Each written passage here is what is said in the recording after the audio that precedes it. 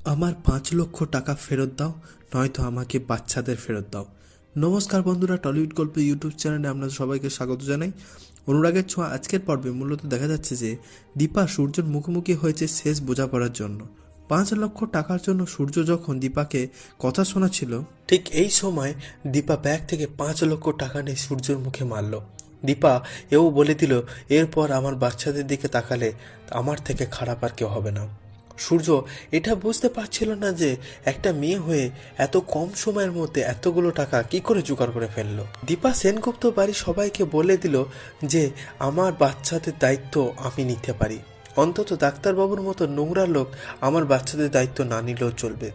সূর্যকে নোংরা বলার জন্য সূর্য রেগে যায়। সূর্য বারবার জিজ্ঞাসা করে কেন তাকে নোংরা বলা হলো। উত্তরে দীপা সেলিব্রেশনে গেট ভাঙার ভিডিওটা দেখিয়ে দিল। আর ব্যাস চুপ।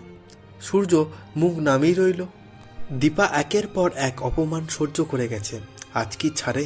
সূর্য রেগে গিয়ে অর্জুন ও দীপার সম্বন্ধে নোংরা কথা বলতে শুরু করেছিল। ঠিক সেই সময় দীপা এক গ্লাস জল নিয়ে সূর্যর মুখের দিকে ছুঁড়ে মারল। জামার কলার ধরে বলল, এই সম্বন্ধে আর কোনো মিথ্যা কথা বলবেন না আপনি। সূর্য রেগে গিয়ে সবার সামনে মাকে বলতে থাকে, তোমার জন্য সব কিছু হয়েছে, তোমার জন্য আজ দীপা আমার সাথে নেই, তোমার জন্য আজ আমার মেয়েরা আমার সাথে নেই, তোমার জন্য আজ আমার জীবনটা শেষ হতে চলেছে। কেন আমাকে সেদিন ডিভোর্স পেপারে সিগনেচার করতে বলেছিলে?